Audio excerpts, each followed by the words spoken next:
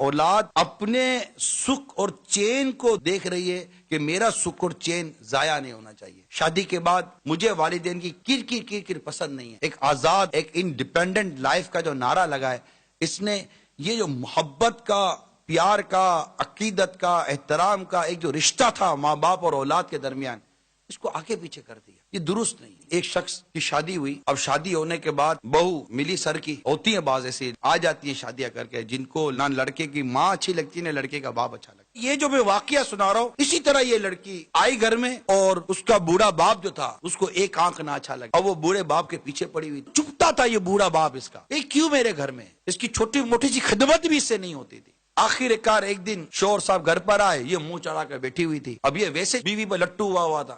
کیوں ہوا تھا؟ کیوں منہ چڑھا کر بیٹھی ہوئی ہے؟ کیا کروں؟ اب ایک دن بھی میں تمہارے باپ کے ساتھ نہیں رہ سکتی. مجھ سے نہیں ہوتی اس کی خدمت، مجھ سے نہیں ہوتی اس کی ویسی خاصیوں کی آواز نہیں سن سکتی. یا تو اس گھر میں یہ رہے گا یا میں رہوں گی. اب بیوی کو سمجھانے کے بجائے یہ بیوی کے مشورے پر غور کرنے لگا.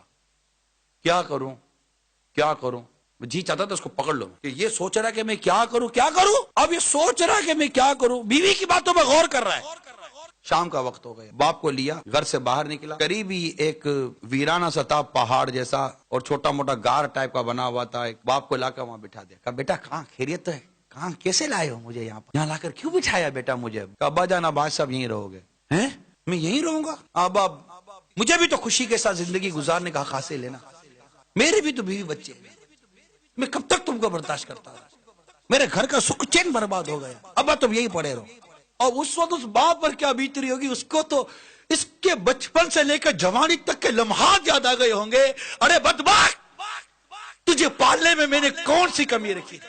پسینے کی جگہ خون بہایا تجھے پالنے میں، اور تو آج اپنے سکھ کے لیے، اپنی خوشیوں کے لیے اپنے باپ کو اٹھا کر ویرانے میں ڈال رہا ہے.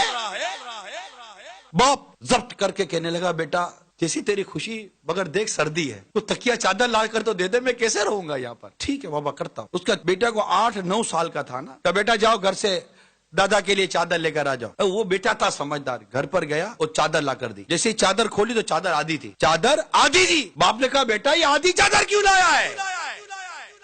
بیٹا کہنے لگا کہ آدھی چادر یہ تو دادا کی ہے نا، دادا کے لیے. بیٹا آدھی کدھر ہے؟ تو بیٹے نے کہا ابا آدھی گھر پر رکھی ہے، جب تم بوڑھے ہوگے تو تمہیں بھی لا کر میں یہی ڈالوں گا اور وہ آدھی چادر میں تم کو دوں گا.